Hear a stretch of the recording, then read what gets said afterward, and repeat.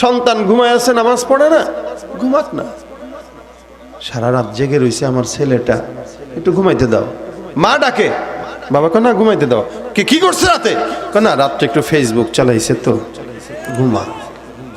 আদর করে ঘুমা। কি খেলে? কি গেম? Free fire. এটার আমল আপনাদের খুব চলে।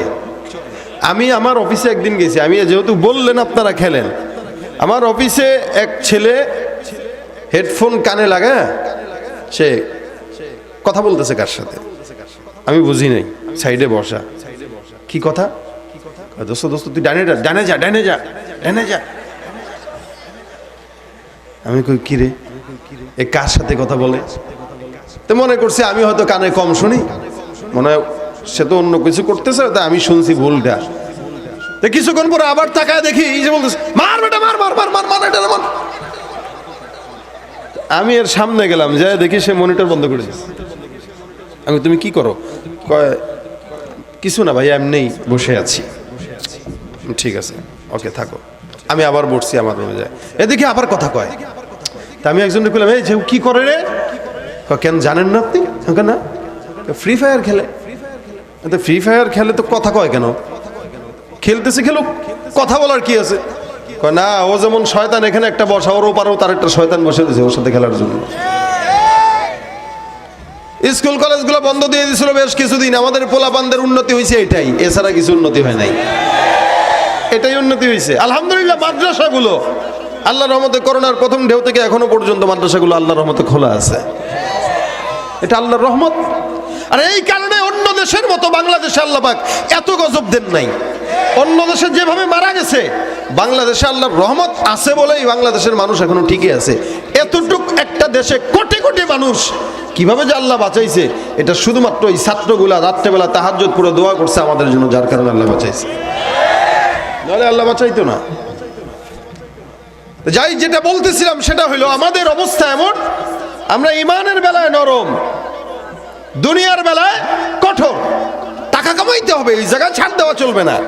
দুই ব্যবসায়ী, একজন ভালো করে আরেকজন খারাপ করে, একজন ইমানদার আরেকজন বেঈমান। এখন বেঈমান যেটা এটা কয় কিরে দোস্ত, এই হুজুরগিরি কইরা এই দেশে ব্যবসা করা যাবে না, 2 নম্বর হও তাহলে লাভবান হইবা।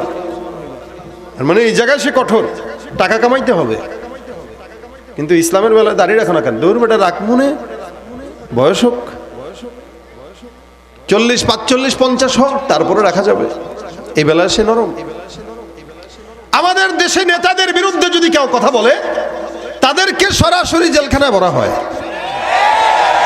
ইসলামের বিরুদ্ধে কেউ বললে তার ব্যাপারে কোনো মানুষকে দেখি না কথা বলার জন্য। ইসলামের বিরুদ্ধে যখন কেউ আওয়াজ তুলে, আর ওই সময় প্রতিবাদ করেন বলা শুধুমাত্র টুপিওয়ালাদেরকে পাওয়া যায়, অন্য কাউকে পাওয়া যায় না।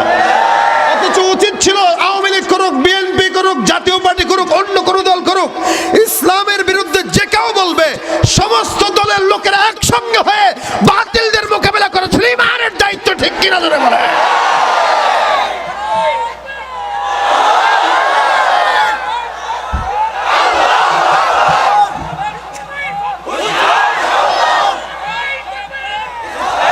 কি হবে নামাজ রোজা ইমানদারির বড়াই করে, যদি ওই খোদার কোরআন নর্দমাতে থাকে পড়ে। কি হবে নামাজ রোজা ইমানদারির বড়াই করে, যদি ওই খোদার কোরআন নর্দমাতে থাকে পড়ে। মসজিদের কোণে বসে জিকির যত করই কষে, মসজিদের কোণে বসে জিকির যত করই কষে, এভাবে যায় না পাওয়া আল্লাহকে, এভাবে যায় না পাওয়া আল্লাহকে। কি হবে বেঁচে থেকে অযথা বিদ্যা শিখে, যদি না গড়তে পারি শোষণবিহীন সমাজটাকে, ঠিক কিনা?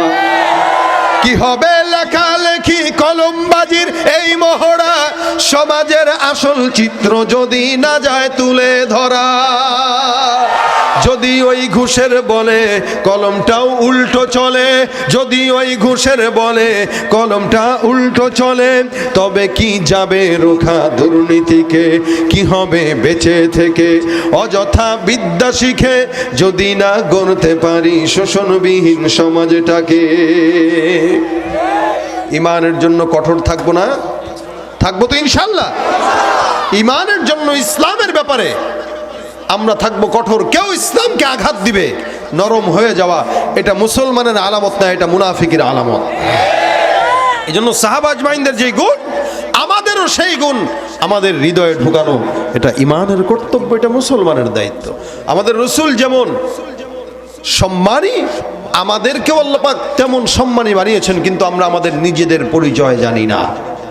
আমরা যদি নিজেদের পরিচয় বুঝতাম, আমাদের অবস্থা এমন হতো না এবং আমাদের ইমানের অবস্থাও এত দুর্বল হতো না। রাসূল করিম সাল্লাল্লাহু আলাইহি ওয়াসাল্লাম বলেন, তোমাদের সম্মান কতটুকু জানো? যতক্ষণ পর্যন্ত কোন নবীর তোমরা জান্নাতে না ঢুকবে, ততক্ষণ অন্য কোন নবীর উম্মতরা ঢুকতে পারবে না। এত দাম আল্লাহ পাক রব্বুল আলামিন আপনাকে আমাকে দিয়েছেন। এই জন্য আমরা এই ব্যাপারটায় কঠোর, যে আমি যেই দল করি সেটা আমার ব্যক্তিগত হিসাব, কিন্তু ইসলামের উপরে কেউ আঘাত দিবে, কটূক্তি করবে, দাড়ি সুন্নাহ অথবা কোরআন হাদিসের কোনো আয়াতের ব্যাপারে কেউ কটাক্ষ করবে, ওই সময় আমাদের কঠোরতা দেখায় দিতে হবে। আমরা সিংহের জাতি ছিলাম, সেই জাতি থাকতে চাই, বিড়ালের জাতি হতে চাই না। এটা আমাদের পরিচয়।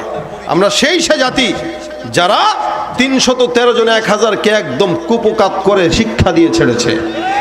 আমরা সেই জাতি যে আলী রাদিয়াল্লাহু তাআলা একাই একটা বিশাল বড় দরজার কপাট দিয়ে ইহুদি খ্রিস্টানদেরকে হামলা করে উনি ময়দানের ভিতর ওনার বীরত্বের পরিচয় দিয়েছে।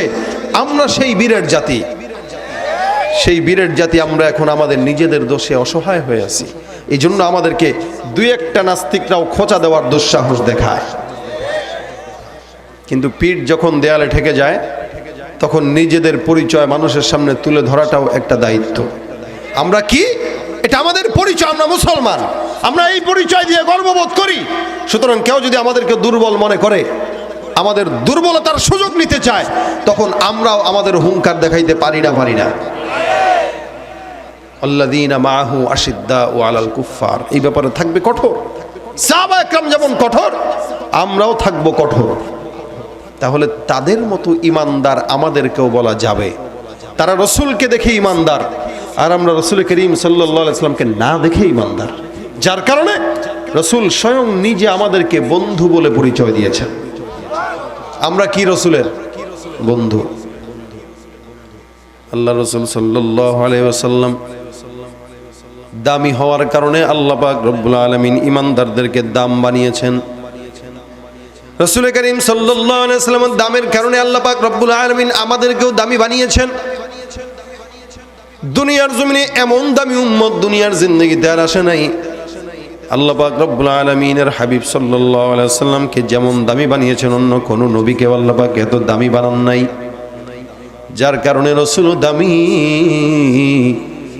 যার কারণে রাসূলের উম্মতদেরকেও আল্লাহ পাক রব্বুল আলামিন দামি বানিয়ে দিয়েছেন। রাসূলের সঙ্গে যারা মিশছেন তারাও দামি হয়ে গেছেন। মক্কার তো দাম আল্লাহ পাক রব্বুল আলামিন রাসূল করিম সাল্লাল্লাহু আলাইহি ওয়াসাল্লামের কারণে বাড়িয়ে দিয়েছেন। মদিনার দাম আল্লাহ পাক রব্বুল আলামিন রাসূলের কারণে দাম বানিয়েছেন। মদিনা কে চিনতো, কে মদিনায় যাইতো, কিন্তু রাসূল করিম সাল্লাল্লাহু আলাইহি ওয়াসাল্লামের কবর মোবারক ওই জায়গায় থাকার কারণে, রওজা মোবারক ওই জায়গায় থাকার কারণে গোটা মদিনা শহরের দাম আল্লাহ পাক রব্বুল আলামিন বাড়িয়েছেন। যার কারণে লক্ষ লক্ষ টাকা খরচ করে সারা বিশ্ব থেকে মুসলমানরা মদিনায় যাওয়ার কারণ শুধু একমাত্র মুহাম্মদুর রাসূলুল্লাহ। এ ভাইরা আমার, খুব বুঝবেন দিল দিয়ে, আল্লাহ পাক রব্বুল আলামিন আমাদেরকে সেই নবীর উম্মত বানিয়েছেন। আমরা শেষ নবীর উম্মত। আল্লাহ পাক রব্বুল আলামিন আমাদের ভিতরে ঈমানের হুঙ্কার দিয়েছেন। আল্লাহ পাক আমাদেরকে ঈমান দিয়েছেন। রাসূল করিম সাল্লাল্লাহু আলাইহি ওয়াসাল্লাম বলেন, ঈমান যদি কারো দিলের ভিতরে না থাকে তার কোনো দাম নাই। আল্লাহ রাসূল বলেন, আলা ইন্না ফিল জাসাদি লামুদগাতান ইযা সালাহাত সালাহাল জাসাদু কুল্লুহু ওয়া ইযা ফাসাদাত ফাসাদাল জাসাদু কুল্লুহু আলা ওয়াহিয়াল কলব। প্রত্যেকটা মুসলমানের অন্তর আছে, এটার ভিতরে থাকে ঈমান। হালাওয়াতে ঈমানটা বান্দা অন্তর থেকে পায়।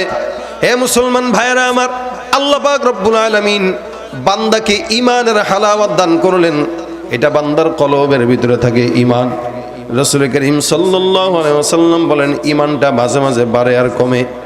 আল ঈমান হুয়া ইয়াজিদু ওয়া ইয়ানকুসু কখনো কখনো মুমিনের ঈমান বেড়ে যায়, কখনো কখনো আবার কমে যায়। এটার ব্যাখ্যা হলো ঈমানটা বাড়ে আবার কমে কেমনে? আল্লাহ রাসূল সাল্লাল্লাহু আলাইহি ওয়াসাল্লাম যেই কথা বললেন এটা কেমনে হইল? এ মুসলমান, যখন কোনো মানুষে লাইট জ্বালায়, লাইটের ভিতরে যদি ভোল্টেজ বেশি থাকে তাহলে লাইটের আলো বেশি পাওয়া যায়। কখনো কখনো ভোল্টেজ কম থাকার কারণে আলোটা আবার নিভু নিভু হয়ে যায়। মানুষের ভিতরে যখন ঈমানের জজবা থাকে তখন তার ঈমানটা ইয়াজিদ হয়ে যায়। আর যখন আস্তে আস্তে গুনাহ করার কারণে বান্দার অন্তরটা খারাপ হয়ে যায়, অন্তর খারাপ হওয়ার পাশাপাশি বান্দার ঈমানের নূর আল্লাহ পাক রব্বুল আলামিন কমায় দেন। বান্দা যখন গুনাহ করে তখন আল্লাহ পাক ঈমানটাকে বান্দার দেহ থেকে আলাদা করে দেয় ওই গুনাহ অবস্থায়। কারণ মুমিন কোনোদিন তার দিলের ভিতরে ঈমান থাকা অবস্থায় গুনাহ করতে পারে না। মুমিন যখন গুনাহ করে তখন তার কলবের ভিতরে ঈমান অবশিষ্ট থাকে না। মুমিনের গুনাহ শেষ হয়ে যায় তখন আবার কলবের ভিতরে ঈমান চলে আসে। কারণ ঈমান থাকা অবস্থায় কোনোদিন কোনো মুমিন আল্লাহর নাফরমানি করতে পারে না, ঠিক কিনা ভাইরা আমার? এই কারণে আল্লাহ পাক রব্বুল আলামিনের হাবিব বলেন, বান্দার কলবটা আছে, এই কলবের ভিতরে বান্দা ঈমানের মজা পায়, এখানেই থাকে আল্লাহ, এখানেই থাকে মুহাম্মদ। খুব বুঝবেন, কোন ফল যখন দিল ভিতরে ভিতরে পেকে যায়, ফলের ভিতরে পাকার কারণে উপরে সেটার রং প্রকাশ পায়, ফলের ভিতরে পচার কারণে উপরে সেটার রং প্রকাশ পায়, গন্ধ প্রকাশ পায়। খুব বুঝবেন দিল দিয়া, কোনো মানুষের কলবের ভিতরে যদি খারাপ থাকে অবশ্যই ওই বান্দার কলবের খারাপিটার দুর্গন্ধ বান্দার দেহের ভিতরে প্রকাশ পায়, ঠিক কিনা? যেমন নাকি আপনার দিলের ভিতরে খারাপ অবস্থা চলতেছে,